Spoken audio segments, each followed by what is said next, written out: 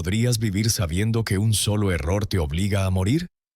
No perder el trabajo, no fallar un examen, morir. Antes de responder, entiende esto. Durante siglos hubo personas que despertaban cada mañana con esa certeza. Así fue. En el Japón feudal, la vida no se protegía. Se ponía a prueba. No se educaba a los niños para ser felices, sino para ser dignos. Y la dignidad tenía un precio. Desde pequeños aprendían algo que hoy nos aterra. La muerte no era el final, era parte del entrenamiento. No era una amenaza, era una regla. Vivían sabiendo que una decisión equivocada, una duda, un instante de miedo, podía exigirles lo impensable: abrirse el vientre con sus propias manos y aceptar la muerte con una sonrisa. Esto no es exageración, no es una historia para asustarte.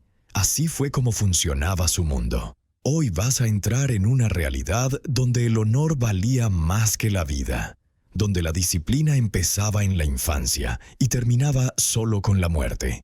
Y mientras escuchas esta historia, una pregunta va a perseguirte en silencio. Tú podrías sobrevivir, no físicamente, sino mentalmente, a una vida así.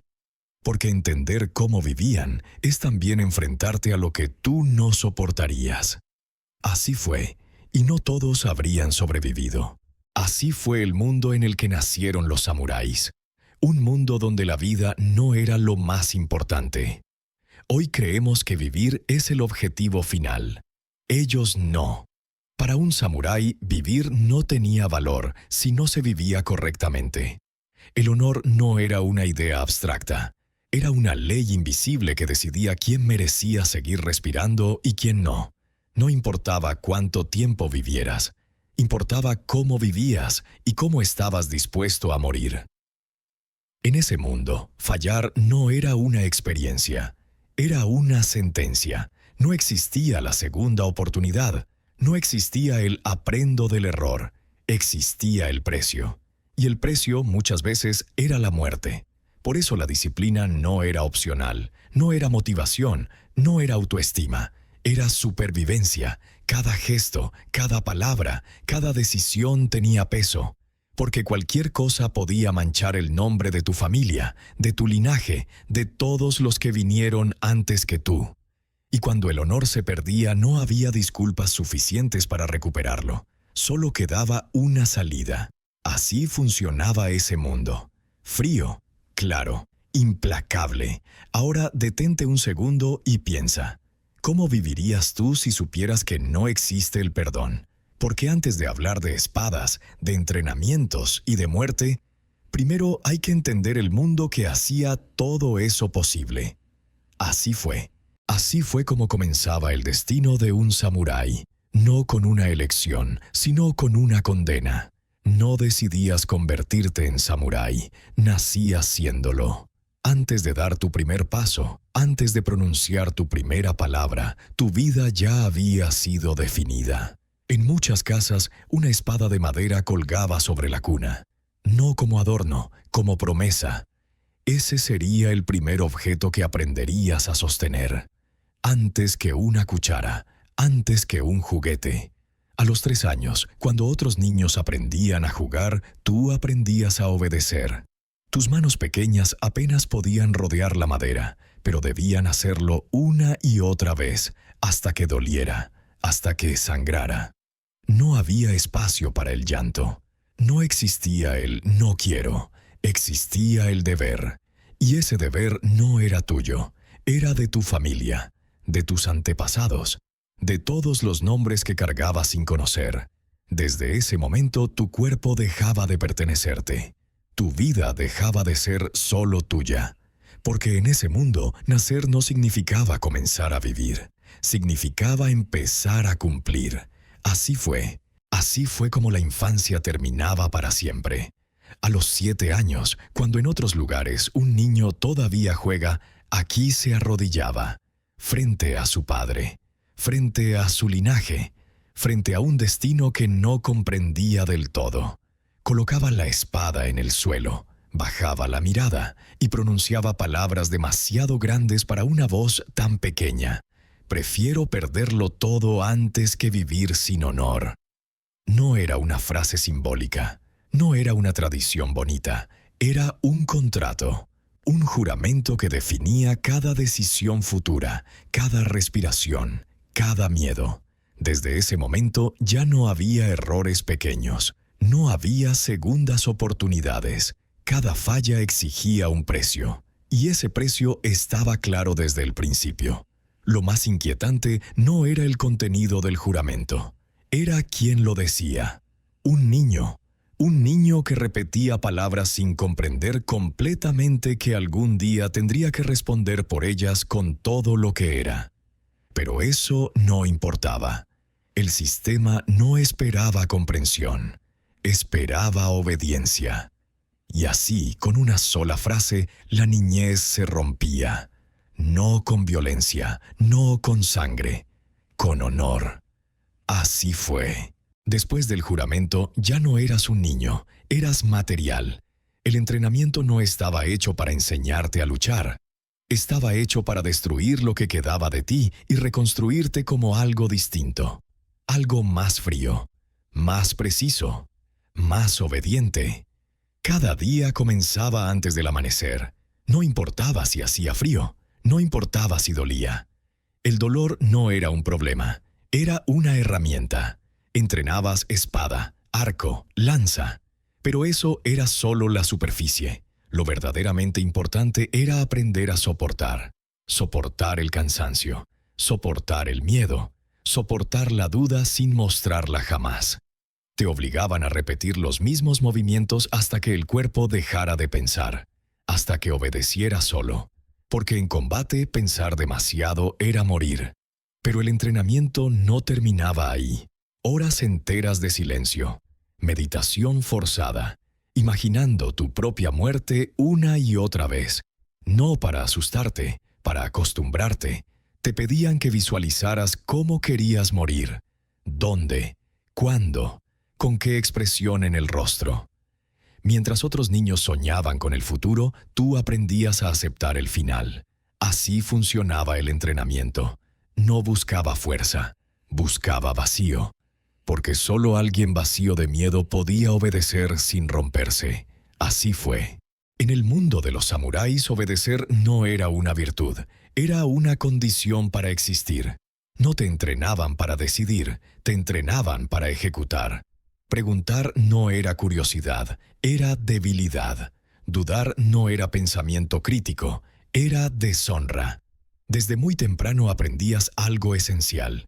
Tu voluntad no importaba, importaba la orden. Si te decían avanzar, avanzabas. Si te decían detenerte, te detenías. Aunque tu cuerpo gritara lo contrario, porque el cuerpo miente, el miedo miente, la orden no. Te enseñaban a reaccionar antes de sentir, a moverte antes de pensar. La rapidez no era técnica, era supervivencia. Un segundo de duda podía significar la muerte de tu señor. Y eso era imperdonable.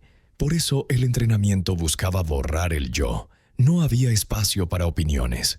No había espacio para deseos personales. Solo había función.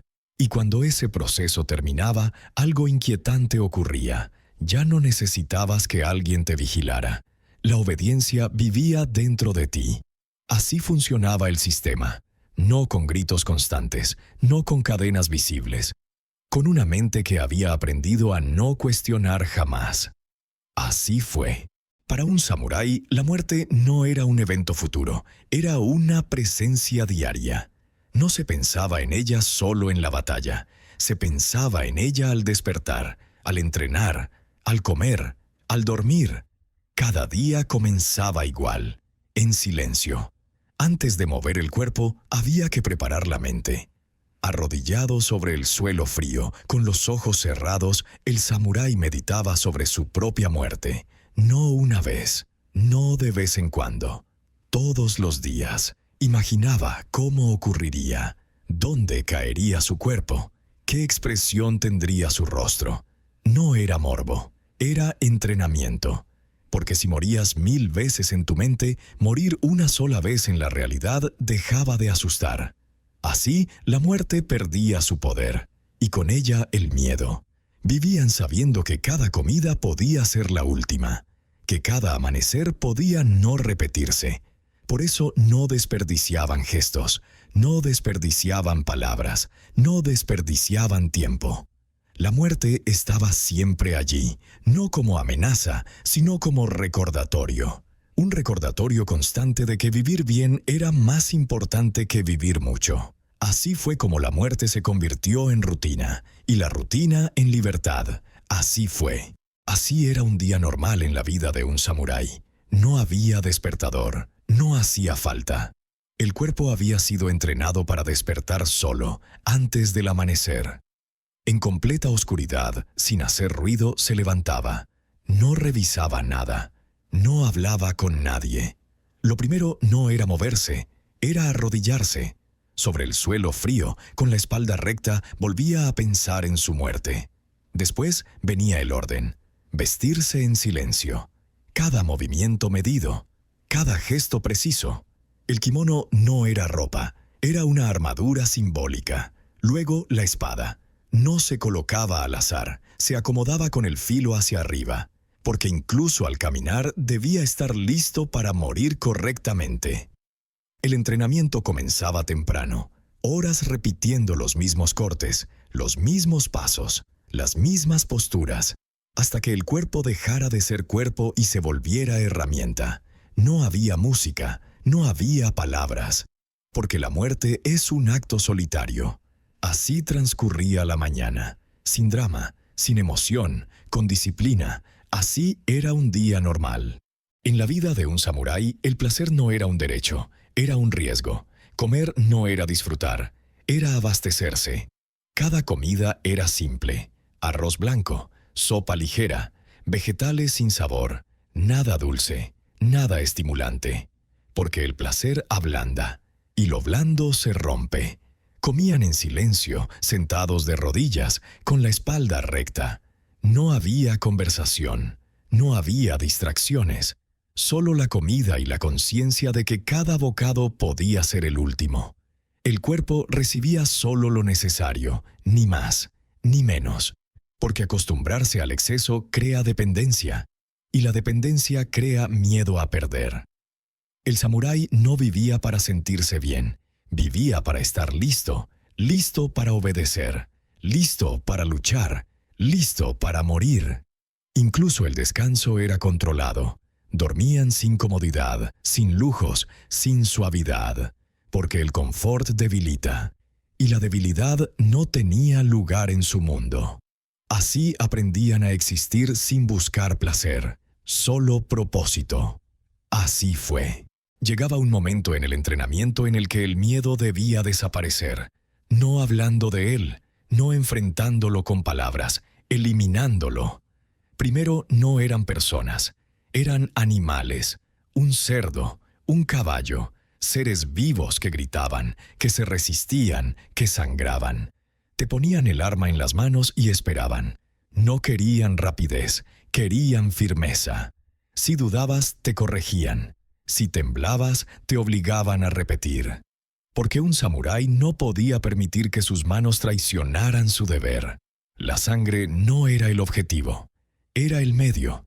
El objetivo era acostumbrarte a la sensación de quitar la vida, al peso del cuerpo que cae, al sonido final. Y cuando ese miedo desaparecía, cuando el cuerpo dejaba de reaccionar, entonces el entrenamiento avanzaba. Ya no eras alguien que temía matar, eras alguien capaz de hacerlo sin perder el control. No porque fuera fácil, sino porque era necesario. Así se construía un samurái, no eliminando la humanidad de golpe, sino desgastándola poco a poco. Así fue. En el mundo del samurái, la sangre no era lo más fuerte. El honor lo era. La familia importaba, pero solo mientras no interfiriera con el deber. Desde pequeños aprendían una verdad incómoda. El nombre de tu familia era más importante que las personas que la formaban. Si fallabas, no solo te deshonrabas a ti mismo, manchabas a todos, a tu padre, a tu madre, a tus hermanos, a los que aún no habían nacido. Por eso el miedo no era solo personal, era heredado.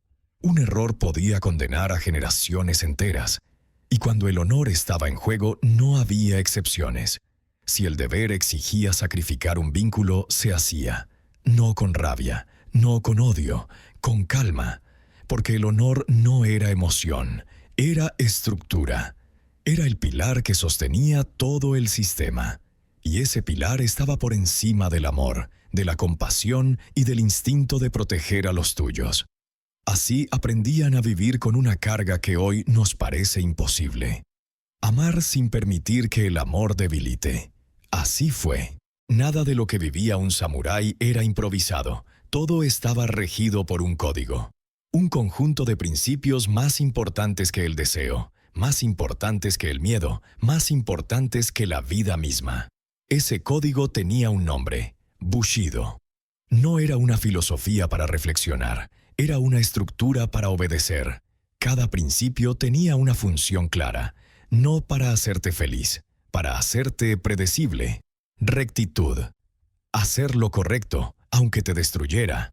Coraje. No el valor impulsivo, sino la calma de quien sabe que puede morir hoy. Benevolencia. Ser justo incluso con el enemigo. Porque matar sin respeto era perder el control. Respeto. Inclinarte ante todos, porque la dignidad no dependía del rango. Honestidad. Decir la verdad, aunque fuera tu sentencia. Honor. No como reputación, sino como identidad. Y lealtad. Total, absoluta, irrompible. Estos principios no eran ideas, eran reflejos. Romper uno no era una opción, era una imposibilidad. Así funcionaba el Bushido, no como guía moral, sino como programación mental. Así fue. Para un samurái, el mundo no estaba lleno de decisiones. Estaba centrado en una sola persona, el daimyo. No era solo su señor, no era solo su jefe, era el eje de su existencia. Un samurái no trabajaba para él, existía para él. Toda su vida estaba orientada a servir a un solo hombre, incluso si apenas lo veía unas pocas veces al año. Su voluntad desaparecía en el momento en que recibía una orden. Si el daimyo mandaba luchar, luchabas. Si mandaba morir, morías. No había negociación, no había interpretación. La lealtad no se medía en palabras, sino en disposición a desaparecer cuando fuera necesario. El valor de tu vida dependía de su propósito para tu Señor. Y lo más inquietante no era la obediencia en sí, era la tranquilidad con la que se aceptaba, porque servir sin cuestionar significaba no cargar con el peso de decidir. El samurái no vivía para sí mismo. Vivía como extensión de la voluntad de otro. Así funcionaba la lealtad absoluta, no como esclavitud, sino como sentido. Así fue. Había una forma de muerte que no nacía del castigo, ni del error. Nacía de la lealtad. Se llamaba Junshi. Cuando un daimyo moría, sus samuráis más cercanos lo seguían. No por obligación legal, no por amenaza, por coherencia. Habían vivido para él. Morir sin él no tenía sentido. Así que se reunían, se vestían con calma, se despedían sin dramatismo y elegían morir, no como un acto desesperado, sino como una última afirmación de quiénes eran. Hoy nos parece una locura. Abandonar a tu familia, dejar huérfanos a tus hijos, elegir la muerte cuando nadie te la exige. Pero en ese mundo, seguir viviendo habría sido la verdadera traición. Porque la lealtad no terminaba con la muerte del Señor, terminaba solo con la propia. Así funcionaba el Junshi. No como sacrificio, como consecuencia, así fue. En el mundo del samurái, fallar no siempre te llevaba al límite, pero cuando te llevaba no era una ejecución, era una responsabilidad. No era un castigo impuesto, era una decisión esperada. Si desobedecías, si huías, si manchabas el honor, tú mismo debías restaurarlo, no escapando, no justificándote, asumiendo el cierre con total disciplina. El ritual era preciso, silencioso, ordenado. No se trataba de sufrir, se trataba de demostrar control hasta el último instante. Elegías el lugar, te preparabas, te despedías y frente a testigos confirmabas algo esencial, que tu honor valía más que tu propia vida. Lo inquietante no era el ritual en sí, era la serenidad con la que se aceptaba, porque nadie te empujaba, nadie te forzaba físicamente. La presión no venía de fuera, venía de dentro. Así funcionaba, no como violencia, como una afirmación final. Así fue. En el Japón feudal, morir no era suficiente. Había que hacerlo correctamente. La muerte no debía ser caótica, ni fea, ni descontrolada. Debía ser limpia, serena, digna. Por eso el seppuku no era solo un acto. Era una ceremonia. Cada detalle estaba previsto. La ropa, la postura, el lugar, los testigos, incluso el silencio tenía una función. No se lloraba, no se gritaba, no se suplicaba, porque perder el control al morir era fallar una última vez. El samurái debía mostrar que ni siquiera frente al final el miedo tenía poder sobre él. Por eso se entrenaba el gesto, la respiración, la mirada. Morir bien era la última prueba de una vida disciplinada. Y lo más inquietante no era la violencia del acto, era su belleza, una belleza fría, vacía de emoción, diseñada para ser observada, porque la muerte del samurái no era solo suya, era un mensaje, un recordatorio visible de cómo debía vivirse y cómo debía morirse. Así se convirtió la muerte en ceremonia, así fue. Un samurái no vivía con incertidumbre, vivía con certeza. Sabía que su vida no terminaría de forma inesperada, no habría accidente, no habría sorpresa. Desde joven conocía el final, sabía cómo debía morir y en qué circunstancias. Esa claridad cambiaba todo. Cada decisión tenía peso, cada palabra importaba, cada acción quedaba registrada en una cuenta invisible, porque no vivías hasta que algo pasara. Vivías hasta que llegara el momento correcto. Eso hacía que el tiempo no se desperdiciara. No había prisa, no había ansiedad por el futuro, solo presencia. El samurái no temía al final porque ya lo había aceptado, y al aceptar la muerte había eliminado su mayor miedo. Por eso podía caminar erguido, mirar a los ojos, decir lo que debía decir. No porque fuera valiente, sino porque no tenía nada que perder. Vivir sabiendo cómo vas a morir te obliga a vivir como si cada día fuera una prueba. Y así, paradójicamente, esa cercanía constante con la muerte hacía la vida más clara, más intensa, más consciente. Así fue. Paradójicamente, el samurái era libre. No porque pudiera elegir su vida, sino porque había renunciado a temer su final. La mayoría de las personas vive protegiéndose. Evita riesgos, evita pérdidas, evita la muerte. El samurái no. Al aceptar la muerte desde el inicio se liberaba de su mayor prisión, el miedo. Ya no necesitaba huir, ya no necesitaba mentir, ya no necesitaba negociar con su conciencia. Porque cuando no temes perder la vida, nadie puede controlarte con amenazas.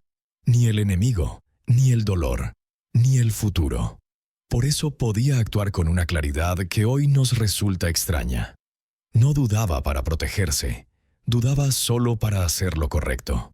Su libertad no era comodidad, era coherencia. Coherencia entre lo que creía, lo que decía y lo que estaba dispuesto a pagar. Ese era el precio de su libertad, un precio que casi nadie hoy estaría dispuesto a asumir. Así fue como aceptar la muerte le dio al samurái una forma de libertad que pocos podrían soportar. Así fue. El mundo en el que vivimos no es débil por falta de fuerza, es frágil por exceso de protección. Hoy evitamos todo lo que incomoda, todo lo que duele, todo lo que exige. Protegemos el cuerpo, protegemos la imagen, protegemos el ego, pero olvidamos entrenar la mente. Un samurái vivía al revés. No buscaba comodidad, buscaba resistencia. Sabía que el dolor no se elimina, se gestiona, que el miedo no se borra, se enfrenta, que la muerte no se evita, se acepta. Por eso podía cargar con decisiones que hoy nos paralizan. No porque fuera superior, sino porque había sido entrenado para soportar. Nosotros, en cambio, confundimos bienestar con fortaleza. Creemos que estar bien es no sentir presión. Pero un mundo sin presión no crea carácter, crea fragilidad. Y esa es la diferencia incómoda entre ellos y nosotros. Así fue como vivían. Y así es como hoy, muchos ya no podrían hacerlo. Vivimos rodeados de anestesia, pantallas, ruido constante, distracciones infinitas. Cada incomodidad tiene una salida rápida. Cada emoción difícil, un botón para apagarla. No soportamos el silencio, no soportamos la espera, no soportamos sentir demasiado.